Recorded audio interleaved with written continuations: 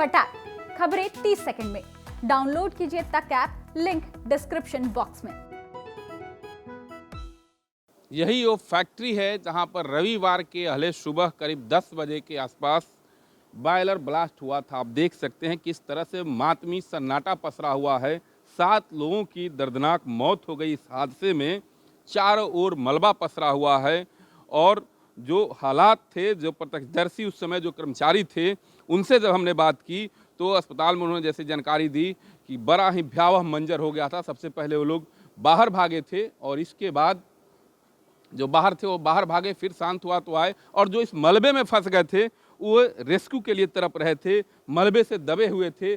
चारों ओर धुआं वगैरह था, पानी था, गर्म था, जो भी मशीनरी सामान थे वो गर्म हो गए थे। इसकी जानकारी तो एसएसपी ने भी की, चूँकि रेस्क्यू टीम के साथ सबसे पहले एसएसपी जयंत कांत इस जगह पर आए थे और रेस्क्यू को शुरू किया था। लेकिन जैसे ही रेस्क्यू में बता रहे थे कि शुरुआती दौर में काफ़ी परेशानी हो रही थी, जो भी मलबा था वो गर्म था, इस जगह पर किसी चीज़ को टच करना काफ़ी मुश्किल हो रहा था और कई एक लोग जो थे वह इस मलबे में फंसे हुए थे। आप देख सकते हैं इस बॉयलर कितना बड़ा था और हादसे का असर इतना बड़ा हुआ कि आसपास की कई एक फैक्ट्रियों के भी छत जो है वह उड़ गए, डैमेज हो गए। बगल में हम दिखाना चाहेंगे वही वो चूरा फैक्ट्री है जिसके घायल कर्मचारी से भी आज हमने बात की। उसने बताया कि हम लोग काम कर रहे थे, पैकिंग चल रहा था, अचानक छत की ओर से मलबा गिरा, छत और दीवार गिरने लगा और उसमें हम लोग दब गए। इसके बाद एक दूसरी कंपनी है, उसमें भी काफ़ी क्षति हुई है। 2 लोगों की मौत इस कंपनी के ठीक बगल में जो चूड़ा कंपनी है उसमें हो गई थी और 5 लोग इस मलबे में दब गए थे जिनकी दर्दनाक मौत हो गई थी। चारों ओर मलबा पसरा हुआ था, लोगों के शव के चिथड़े पड़े हुए थे। जो लोग की मौत हुई काफ़ी दर्दनाक मौत हुआ था। एक भी लोगों का पूर्णतः शरीर नहीं दिख रहा था, कहीं हाथ छितरा हुआ था तो कहीं पैर बिखरा हुआ था। हम अंदर दिखाएंगे आपको किस तरह से जिस समय ब्लास्ट हुआ और कितनी दर्दनाक स्थिति यहाँ पर हो गई। आज जब दूसरे दिन हम आए हैं तो यहाँ पर भूतिया सन्नाटा पसरा हुआ है। रेस्क्यू टीम कल लगातार दिन भर काम की और 7 घायल जो लोग थे उन्हें रेस्क्यू किया गया, 7 डेड बॉडी को निकाला गया। जो भी डेड बॉडी निकाले गए वो छत बिछत थे। यही वो नूडल्स कंपनी है, आप देख सकते हैं नूडल्स काफ़ी मात्रा में यहाँ पड़ा हुआ है और नूडल्स बनाने की एक कारखाना थी। यहाँ पर नूडल बनाया जाता था। बड़ी कंपनी थी बेला उद्योग क्षेत्र फेज 2 में और पूरे तरह से यहाँ पर क्या माहौल रहा होगा आप इसका अंदाज़ा लगा सकते हैं। हम अंदर दिखाएंगे कि कितने दूरी तक, यानी कहा जाए तो पूरी तरह से इस कंपनी को प्रभावित किया था। यह बड़ा हादसा था और दर्दनाक हादसा। अभी भी कई एक बॉयलर जो हैं लगे हुए हैं इसमें और जो कर्मचारी थे उसने भी बताया कि काफ़ी दर्दनाक हादसा था। आप देख सकते हैं यह ऑफिस का दृश्य है। इंटरनल जो मशीनरी पर नज़र रखी जाती है वह ऑफिस है और इस ऑफिस में क्या स्थिति है, उस हादसे के बाद लोग किस तरह से भागे थे और फंस गए थे। सबसे एक बड़ी चीज़ हम दिखाना चाहते हैं, घड़ी है। यह घड़ी ठीक जिस समय ब्लास्ट हुई थी उस समय दीवार में से गिरा था और दीवार से गिरने के बाद ही वो बंद हो गया, यानी एग्जैक्ट टाइमिंग अनुमानतः यह है जिस समय यहाँ पर यह दर्दनाक हादसा हुआ था।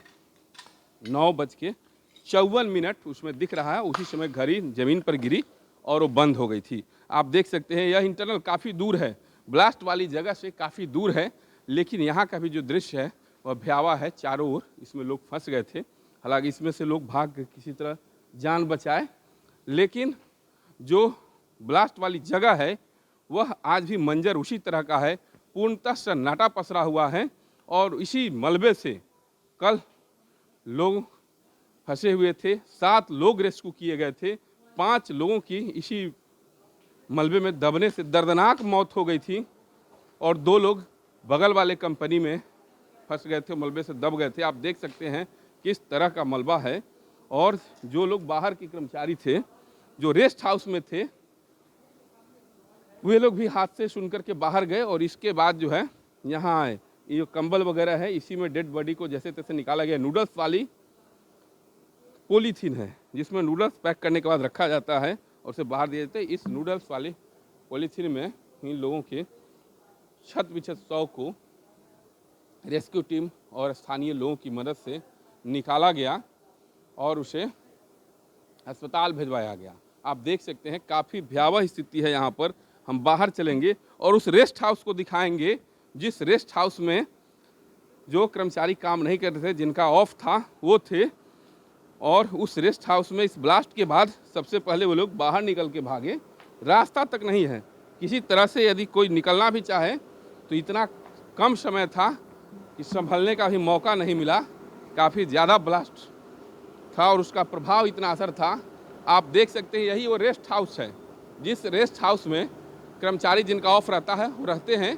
और ब्लास्ट की आवाज़ सुनने के बाद वो सबसे पहले बाहर निकल के भागे और बाहर जाने के बाद जब कुछ शांत हुआ, कुछ समझ में आया, चूँकि ब्लास्ट के समय तो उन्हें कुछ भी समझ में नहीं आया, जैसे ही उन्हें कुछ मामला समझ में आया तो फिर अंदर आए, लोगों को सूचना दिए और रेस्क्यू किए। इसके बाद इतना भयावह था, इतनी ज़ोरदार आवाज़ थी कि आसपास के 4-5 किलोमीटर के गांव तक इसके धमाका और मलबे के टुकड़े अवशेष जो हैं वो लोगों के घरों पर गिरे। कई घर के शीशे टूट गए। आप देख सकते हैं यह कंपनी का मुख्य गेट है जिसके माध्यम से एंट्री होता है और रेस्क्यू टीम अभी भी लगी हुई है। हालांकि अब उस मलबे में किसी के फंसे होने की बात नहीं है। जिला प्रशासन ने यह फाइनल कर दिया है कि 7 लोगों की मौत और 7 लोग घायल हैं। उनमें से 6 लोगों को मुआवजा की राशि जो है वह दी भी जा चुकी है और जो घायल हैं उनका इलाज ज़िले के SKMCH अस्पताल में चल रहा है। अभी भी भीड़ बाहर है, लोग आ रहे हैं, जैसे जैसे जानकारी हो रही है लोग आ रहे हैं, पता कर रहे हैं, क्योंकि काफ़ी दूर तक इसकी आवाज़ गई थी। और उसी समय से स्थानीय लोग जो हैं वो दौड़ दौड़ के आए थे फैक्ट्री में। और रेस्क्यू टीम का जो है अग्निशमन की फायर टीम लगी हुई थी और रेस्क्यू टीम का जो नेतृत्व कर रहे थे उस अधिकारी से हम बात करेंगे, क्योंकि कल से ही वो बने हुए थे। लगातार हम लोग उन्हें देख रहे थे रेस्क्यू करते हुए अपनी पूरी टीम के साथ। और जो लोग घायल थे उन्हें बचाने में इस फायर ब्रिगेड टीम की अहम भूमिका दिख रही थी। फायर ऑफिसर संतोष पांडे हमारे साथ हैं। कल से आप लगे हुए हम लोग लगातार देख रहे हैं, क्या स्थिति थी और आज क्या स्थिति? तो ये पूरे समाज को स्पष्ट हो गया है कि ये तो घटना बॉयलर बहुत बड़ा घटना है, लेकिन अब इसको हम लोग सब आदमी मिलजुल कर इसको हम लोग जो भी रेस्क्यू हम लोग किए, सभी प्रशासन के सहयोग से हम लोग रेस्क्यू कर दिए। अब सब शांति माहौल है। अब इसमें जो भी नियमानुकूल कार्रवाई होगा वो हमारे वरीय पदाधिकारी सब लोग जो कहेंगे वो सब आ भी रहे हैं। पटना से हमारे स्टेट फायर अफसर भी आ रहे हैं और सब लोग देख रहे हैं, सुन रहे हैं। जो हमें उचित होगा वो होगा। औद्योगिक क्षेत्र में अग्निशमन विभाग की भी बड़ी भूमिका होती है, क्योंकि बियाडा तो ज़मीन अलॉट करता है, इसके बाद अग्निशमन विभाग, फायर सेफ्टी और श्रम संसाधन विभाग की भूमिका होती है। तो आपने जो रेस्क्यू किया, अब कुछ रिलैक्स भी आप हुए हैं, तो क्या लग रहा है अग्निशमन की प्रॉपर व्यवस्था थी क्या? क्योंकि रेस्क्यू में काफ़ी परेशानी हुई थी। देखिए ये बॉयलर फटा है। अब बॉयलर, यहाँ आग का कोई घटना नहीं हुई है और अग्निशमन विभाग का कोई इसमें रोल नहीं था और सिर्फ इसमें बॉयलर फटने से ये इतना बड़ा घटना हुआ है। तो इसमें उद्योग विभाग बताएंगे, श्रम विभाग के पदाधिकारी बताएंगे कि बॉयलर में क्या गड़बड़ी था या रविवार था, कोई दक्ष टेक्नीशियन नहीं थे। रेस्क्यू में तो आपकी पूरी टीम लगी हुई? हाँ, रेस्क्यू में हम लोग थे। हम लोग रेस्क्यू ऑपरेशन किए हैं और सब कंप्लीट हो गया। हाँ, सब कंप्लीट है। तो अग्निशमन पदाधिकारी संतोष पांडे थे जो रेस्क्यू ऑपरेशन लगातार कल अपनी टीम के साथ कर रहे थे। इन्होंने भी बताया कि रेस्क्यू काफ़ी टफ था, लेकिन रेस्क्यू पूर्ण हो चुका है। अभी भी छानबीन चल रही है और प्रशासन ने 7 लोगों के मौत की पुष्टि की है और 7 लोग घायल हैं। उन घायलों से भी हमने बात की थी, वो प्रत्यक्षदर्शी थे। वो बताया किस तरह से दर्दनाक हादसा हुआ, संभलने तक का मौका नहीं मिला। राज्य सरकार ने 4-4 लाख रुपए मुआवजा मृतकों के परिजन को देने की बात कही, जिसमें 6 लोगों को मिल भी चुका है और 2-2 लाख रुपया केंद्र सरकार प्रधानमंत्री राहत कोष से दी जाएगी। 50,000 रुपये घायलों को भी देने की घोषणा की गई है। तो मुजफ्फरपुर में के इसी नूडल्स फैक्ट्री में कल ये दर्दनाक हादसा हुआ था, जिसमें 7 लोगों की मौत हो गई थी और काफ़ी दर्दनाक तरीके से हुआ था। लोग उस मलबे में फंस गए थे। जब रेस्क्यू टीम आई, NDRF, SDRF और अग्निशमन विभाग की टीम आई, तो काफ़ी मशक्क़त के बाद छत बिछत शव को निकाला गया। वो दर्दनाक हादसा हुआ था।